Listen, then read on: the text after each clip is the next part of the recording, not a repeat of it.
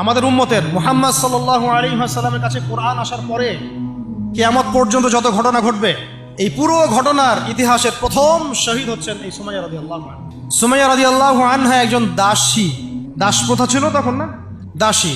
তিনি, তার স্বামীর নাম ইয়াসির রাদিয়াল্লাহু আনহু, তার সন্তানের নাম আম্মার রাদিয়াল্লাহু আনহু। তারা তিনজনই ইসলাম কবুল করেছেন। আর আবু জেহেল, আবু লাহাব, উতবা সাহেবার যে দারুন নাদওয়া, মানে ওই সময়কার কাফেরদের পার্লামেন্ট, এখনকার অনেকটা ওই ইয়ার মতো আর কি, বুঝে নেন, কাফেরদের পার্লামেন্ট, ওটার নাম কি? দারুন নাদওয়া। বলেন দারুন নাদওয়া। এটা ছিল ওই মক্কার আবু জেহেলের পার্লামেন্ট। মক্কার আবু জেহেলের পার্লামেন্ট নাম কি? দারুন নাদওয়া। ওখানে সবকিছুর এই শয়তানিগুলার মোজাকারা হইতো আর কি, কথা বুঝতে পারছেন? এখনো কিন্তু দারুন নাদওয়া আছে বিশ্বে, আছে না? এখনকার একটা আধুনিক দারুন নাদওয়া, ঠিক আছে? তো ওইখান থেকে মানে বিল পাস হচ্ছে যে এদেরকে এখন অত্যাচার করতে হবে, নির্যাতন করতে হবে। তো সুমাইয়া রাদিয়াল্লাহু আনহাকে একেবারে শুইয়ে দিয়ে পিটাতে পিটাতে রোদের মধ্যে একদিকে মারা হচ্ছে, আরেকদিকে বলা হচ্ছে যে মুহাম্মদ সাল্লাল্লাহু আলাইহি ওয়াসাল্লামের এই দিনটাকে অস্বীকার করতে হবে। একটু ধৈর্য ধরেন, জাস্ট অল্প কিছু সময়, আমি শেষ করে দিচ্ছি। যে মুহাম্মদ সাল্লাল্লাহু আলাইহি ওয়াসাল্লামের এই দিনটাকে অস্বীকার করতে হবে, না হলে তোমাকে হত্যা করবে। তো সে তো কোনোভাবেই দিন ছাড়তে রাজি নয়। শেষমেশ আবু জেহেল তাকে টিটকারি মেরে বলছিল যে বুঝেছি তুমি আসলে মুহাম্মাদের দিনের স্বার্থে না, বরং মুহাম্মদ সাল্লাল্লাহু আলাইহি ওয়াসাল্লামের সৌন্দর্য দেখে তার মনে হয় আকর্ষণে দিন কবুল করছে। এই কথাটা বলার সাথে সাথেই সুমাইয়া রাদিয়াল্লাহু আনহা একদম তীব্র একটা প্রতিবাদ করেছেন, একটা গালি দিয়েছেন, খবিসের বাচ্চা, খবিস, নষ্ট নষ্ট মানুষের সন্তান, নষ্ট, এরকম একটা শব্দ আছে না আমাদের সমাজে, এরকম একটা মারাত্মক, মানে শক্ত একটা কথা বলে ফেলছে ওই সিচুয়েশনে। তো এইটা আবু জেহেলের তখন মানে ইজ্জতে লেগে গেছে। তো সে পাশে থাকা একজন ওর মানে সহকারী, তার হাতে একটা বর্ষা ছিল, ওই বর্ষাটা নিয়ে সুমাইয়া রাদিয়াল্লাহু আনহার তলপেট, লজ্জাস্থানের উপরের অংশে বরাবর একেবারে গেঁথে দিয়েছে, এবং এটাতে ফিনকি দিয়ে রক্ত ছোটা শুরু হয়েছে, এবং এতেই তার শাহাদাত হয়ে গেছে। ইসলামের ইতিহাসে আমাদের উম্মতের মুহাম্মদ সাল্লাল্লাহু আলাইহি ওয়াসাল্লামের কাছে কোরআন আসার পরে কিয়ামত পর্যন্ত যত ঘটনা ঘটবে, এই পুরো ঘটনার ইতিহাসের প্রথম শহীদ হচ্ছেন এই সুমাইয়া রাদিয়াল্লাহু আনহা। সর্বপ্রথম রক্ত দিয়ে দিন কায়েমের, রক্ত দিয়ে দিন প্রতিষ্ঠার এই মহাকাব্য রচনা করে গেছেন সুমাইয়া রাদিয়াল্লাহু আনহা। তারা কি দুনিয়ার কোনো স্বার্থে রক্ত দিয়েছিলেন? হ্যাঁ, তারা কি উপদেষ্টা হওয়ার জন্য রক্ত দিয়েছিলেন?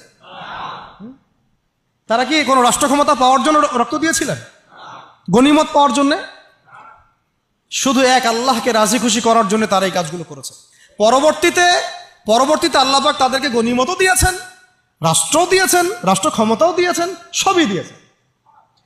তাদের কারো উদ্দেশ্য ছিল না, তাদের উদ্দেশ্য ছিল দিন প্রতিষ্ঠা করা, দিনকে প্রচার করা, প্রতিষ্ঠা করা, মানুষের মাঝখানে ছড়িয়ে দেওয়া আল্লাহর কালিমা লা ইলাহা ইল্লাল্লাহ মুহাম্মাদুর রাসূলুল্লাহ প্রতিষ্ঠা করা।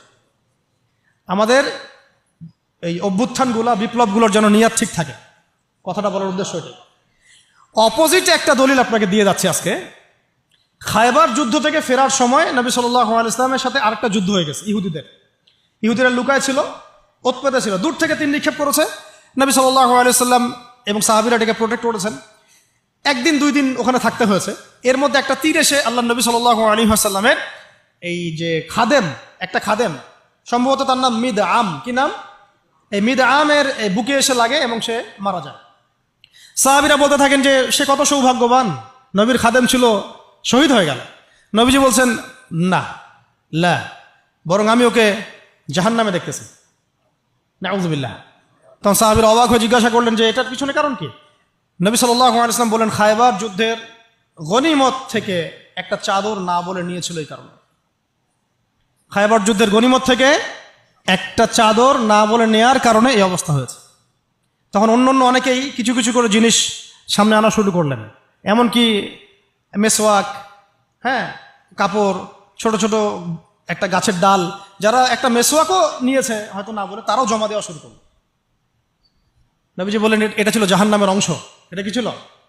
জাহান্নামের অংশ। এখন বলেন, তাহলে যদি গন্তব্য উদ্দেশ্য আল্লাহ সন্তুষ্টি না হয়, তাহলে অনেক সময় অনেক ত্যাগেরও মূল্য পাওয়া যায় না। পক্ষান্তরে আরেকটা দলিল নিয়ে নেন, উহুদের মাঠের একজন ইহুদি এসেছে সকালবেলা যুদ্ধ করতে। কে? ইহুদিদের কিছু মানুষ তো ইসলাম কবুল করেছিল, কিছু কিছু অল্প, এসে উহুদের মাঠে দাঁড়িয়ে বলছে যে আমাকে আগে কি করতে হবে, আমাকে কি আগে ইসলাম কবুল করতে হবে না আগে যুদ্ধ করবো? সাহাবীরা বললেন আগে ইসলাম কবুল করতে হবে, তারপরে যুদ্ধ করতে হবে। তো সে আগে কালিমা শাহাদা সাক্ষ্য দিল, তারপরে যুদ্ধ করতে গেল এবং সেখানে সে শহীদ হয়। নবীজি দেখে বলছেন, লাশ দেখে পড়ে, যুদ্ধের পরে, এই ব্যক্তি এখানে কি করছে?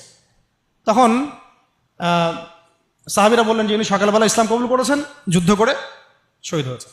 নবী সাল্লাল্লাহু আলাইহি ওয়াসাল্লাম এবার বললেন যে আমিলা কলিল ওয়া উজরা কাসীর, এই ব্যক্তি তো অল্প আমল করেছে, এক ওয়াক্ত নামাজও পড়ে নাই, কিন্তু বিশাল পুরস্কার পেয়ে গেল। সুবহানাল্লাহ। কিসের বদৌলতে? ওই যে আদর্শ আর ইন্টেনশনটা চেঞ্জ ছিল, তারা আল্লাহর দিনকে প্রতিষ্ঠার জন্য লড়াই করেছেন। কিন্তু সেই ব্যক্তি মিদআম, সে কিন্তু এই জন্যই করেন। বুঝতে পারছি? এরকম অসংখ্য ঘটনা আছে। যেমন ইয়াসির রাদিয়াল্লাহু আনহু, এই সুমাইয়া রাদিয়াল্লাহু আনহুর স্বামী, তাকেও একইভাবে হত্যা করা হয়েছে। তিনিও মহাকাব্য রচনা করেছেন। যদি আমরা দেখি বেলাল রাদিয়াল্লাহু আনহুর কথা, তাকে কিভাবে পিটানো হয়েছে আপনারা সবাই কম বেশি জানেন। আরবের জাস্ট গরমে যদি একটা ওমরা করেন তাহলেই বুঝতে পারবেন যে গরমটা কেমন হতে পারে।